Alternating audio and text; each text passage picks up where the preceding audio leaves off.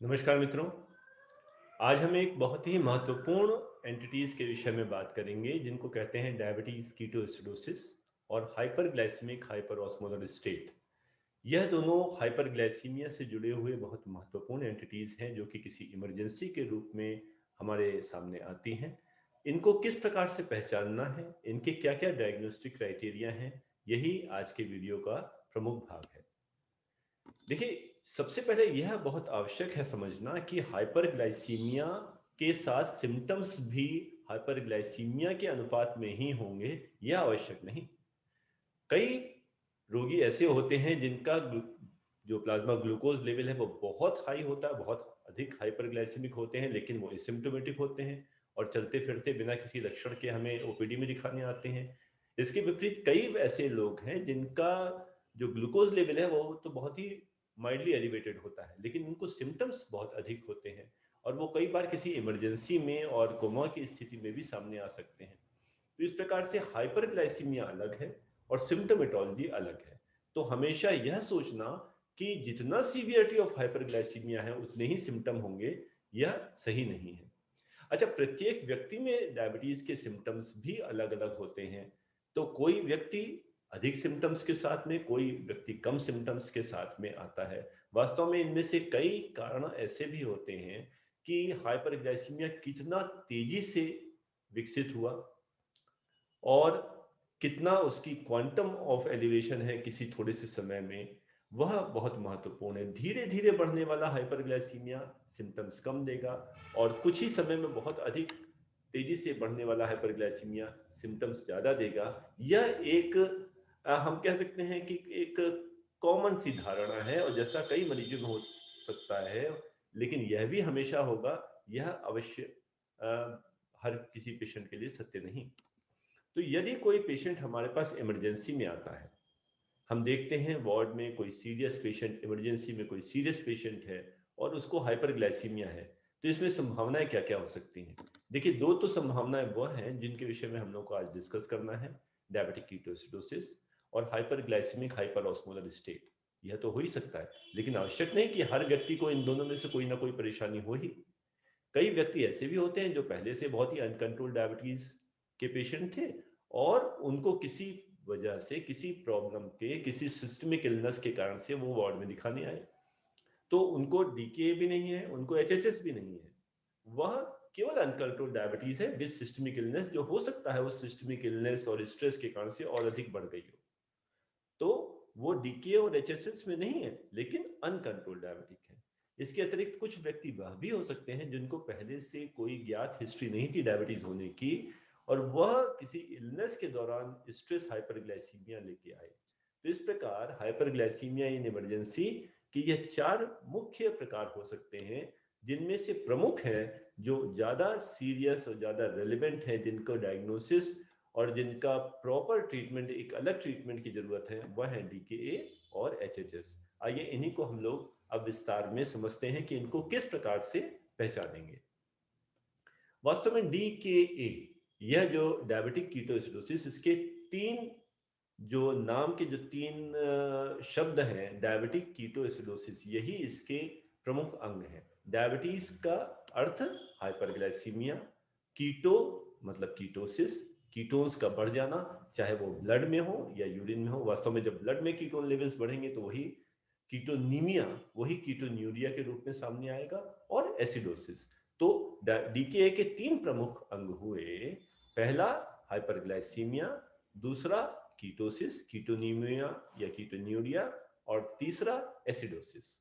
अब इनमें से क्या क्वांटम ऑफ हाइपरग्लाइसीमिया हो जब डीकेए कहेंगे, यह बहुत आवश्यक है समझना।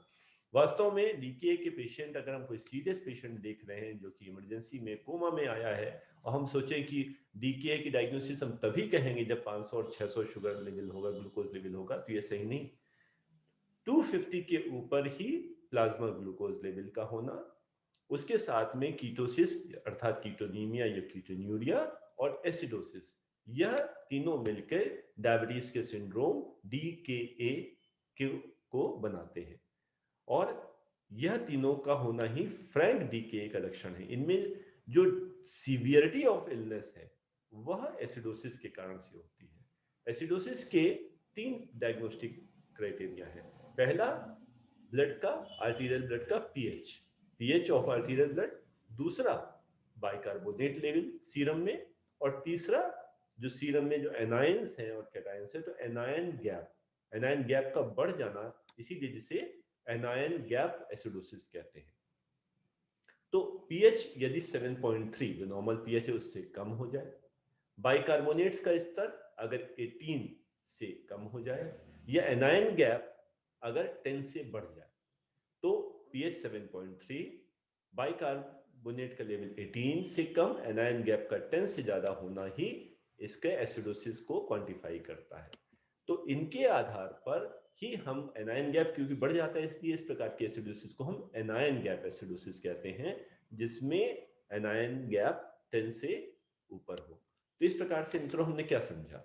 डीके की डायग्नोसिस के 3 प्रमुख अंग, हाइपरग्लाइसीमिया, कीटोसिस अर्थात कीटोनीमिया या कीटोन्यूरिया, और जो एसिडोसिस के भी 3 अंग, आर्टीरियल पीएच का कम होना, बाइकार्बोनेट लेवल का कम होना और एनायन गैप का बढ़ जाना।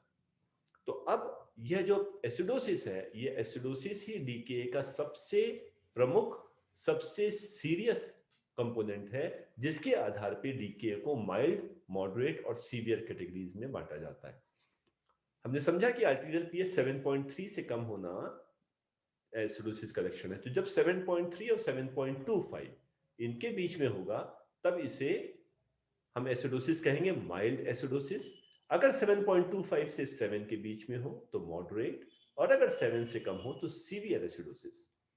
अब जितना एसिडोसिस बढ़ेगी उतना बाइकार्बोनेट का लेवल प्लाज्मा में, सीरम में कम होता जाएगा। तो अगर 18 से 15 के बीच में है तो माइल्ड, 15 से 10 के बीच में है तो मॉडरेट, और 10 से कम है तो सीवियर एसिडोसिस। इसी प्रकार एनायन गैप अगर 10 से कम है तो वो माइल्ड, और अगर 12 से ऊपर है तो मॉडरेट या सीवियर। तो यूजुअली डीके की सीवियरिटी हमारी एसिडोसिस की सीवियरिटी पे गवर्न करती है। केवल हाइपरग्लाइसीमिया, केवल कीटोनीमिया या कीटोन्यूरिया तो अनेक पेशेंट्स में मिल सकता है, लेकिन वो पेशेंट्स अधिक सिम्टोमेटिक और अधिक सीरियस नहीं होंगे। यह एसिडोसिस है जो कि डीके को सीरियस बनाता है, और उसी के आधार पे डीके को माइल्ड, मॉडरेट और सीवियर इन कैटेगरीज में बांटा जाता है। अब आइए दूसरे डिसऑर्डर की बात करते हैं, एचएचएस, मतलब हाइपरग्लाइसेमिक हाइपर ऑस्मोलर स्टेट। तो इसके भी 2 अंग हैं इसमें। डीके में 3 थे, यहाँ पे 2, हाइपरग्लाइसेमिक और हाइपर ऑस्मोलर। हाइपरग्लाइसेमिक का मतलब हाइपरग्लाइसीमिया, और हाइपर ऑस्मोलर का मतलब प्लाज्मा की, सीरम की ऑस्मोलैलिटी का बढ़ जाना। तो इसके 2 अंग हैं, हाइपरग्लाइसीमिया और हाइपर ऑस्मोलैलिटी। और यह कब कहते हैं? देखिए, यहां पर हाइपरग्लाइसीमिया एक सीवियर ग्रेड का हाइपरग्लाइसीमिया है। डीके में आवश्यक नहीं कि उतना सीवियर हाइपरग्लाइसीमिया हो, 250 के ऊपर ही डीके की डायग्नोसिस बनाई जा सकती है, क्योंकि वहां पे जो मेजर एलिमेंट्स हैं वो कीटोसिस और एसिडोसिस है। एचएचएस में जो मेजर एलिमेंट है वो हाइपरग्लाइसीमिया का है, क्योंकि यह हाइपरग्लाइसीमिया जो प्लाज्मा में ग्लूकोज लेवल का एलिवेशन है, यही प्लाज्मा की ऑस्मोलरिटी, सीरम की ऑस्मोलरिटी को बढ़ाता है। तो हाइपरग्लाइसीमिया यहाँ सीवियर डिग्री का होता है, मोर देन 600 मिलीग्राम %, और उसके कारण से जो सीरम की ऑस्मोलरिटी है वह भी 320 मिली ऑस्मोल के ऊपर बढ़ने लग जाती है। तो 2 कंपोनेंट्स एचएचएस के, हाइपरग्लाइसीमिया अर्थात प्लाज्मा ग्लूकोज लेवल 600 मिलीग्राम % से ऊपर, और हाइपर ऑस्मोलरिटी अर्थात सीरम ऑस्मोलरिटी 320 से ऊपर। ध्यान रहे कि कीटोसिस एसिडोसिस क्लासिकल एचएचएस में नहीं होती, जो कि डीके का लक्षण है। तो डीके का प्रमुख लक्षण जो उसकी सीवियरिटी को डिनोट करता है वो है कीटोसिस एसिडोसिस, जबकि ऑस्मोलैलिटी जो एचएचएस का लक्षण है वह डीके में नहीं होती। डीके में कीटोसिस एसिडोसिस होती है, हाइपरऑस्मोलैलिटी नहीं होती, जबकि जो एचएचएस है उसमें हाइपर ऑस्मोलैलिटी होती है, लेकिन कीटोसिस एसिडोसिस नहीं होती। हाइपरग्लाइसीमिया दोनों में है, डीकेए में माइल्डर डिग्री का और एचएचएस में सीवियर डिग्री का। वास्तव में ये दोनों ही डिसऑर्डर क्या है, हाइपरग्लाइसीमिक डिसऑर्डर्स हैं, लेकिन यह जो उनके एसोसिएटेड फैक्टर्स हैं कीटोसिस एसिडोसिस, वह डीके की तरफ ले जाते हैं, जबकि हाइपरऑस्मोलैरिटी एचएचएस की ओर ले जाता है। तो इस प्रकार मित्रों, अगर हम इनको आपस में कंपेयर करना चाहें तो हम क्या देखते हैं कि 250 के ऊपर ग्लूकोज लेवल डीके की डायग्नोसिस को कंफर्म कर सकता है यदि वो कीटोएसिडोसिस के साथ में हो, जबकि एचएचएस के लिए यह लेवल 600 के ऊपर होना चाहिए। जो कीटोनीमिया या कीटोन्यूरिया है, यह डीकेए में होता है, जो कि सिग्निफिकेंट 3+ या 4+ कैटेगरी जो यूरिन में कीटोन्स का लेवल होती हैं। एचएचएस में रेयरली मिल भी सकती हैं, यूजुअली एब्सेंट होता है, लेकिन कभी कभी mild degree of ketosis 1+ urinary ketones मिल सकते हैं। जो हम लोगों ने अभी पढ़ा कि एसिडोसिस के तीनों factors, artificial pH, serum bicarbonate और एनायन गैप एसिडोसिस, ये डीके में मिलते हैं लेकिन एचएचएस में नहीं मिलते। एचएचएस में जो आर्टिफिशियल पीएच है वो 7.3 के ऊपर ही रहती है। जो बाइकार्बोनेट लेवल है, ये थोड़ा सा मिसप्रिंट यहाँ लग रहा है, वह 18 के ऊपर ही रहते हैं। वो 15 नहीं 18 होना चाहिए, 18 के ऊपर ही रहते हैं। और एनायन गैप कभी कभी माइल्ड डिग्री ऑफ एसिडोसिस मिल जाए और 15 तक आ जाए तो अलग बात है। एनायन गैप भी यूजुअली वह नॉर्मल ही होता है, लेकिन कभी कभी वह भी प्रेजेंट हो सकता है। ब्लड जो सीरम की ऑस्मोलैरिटी है वह डीके में नॉर्मल होती है 320 से कम, लेकिन एचएचएस में यह बढ़ी हुई होती है 320 से ज्यादा। तो यह है प्रमुख डायग्नोस्टिक फीचर डीके के और एचएचएस के। प्रश्न ये आता है कि दोनों हाइपरग्लाइसेमिक डिसऑर्डर्स हैं, क्या दोनों साथ साथ मिल सकते हैं? क्या कभी ऐसा हो सकता है कि किसी पेशेंट में डीके के लक्षण भी हों और एचएचएस के लक्षण भी हों? वास्तव में यह दोनों ही एक ही कंडीशन हो सकता है रही हो, जो कि अपने प्रेजेंटेशन में डिफरेंट हो रही हो।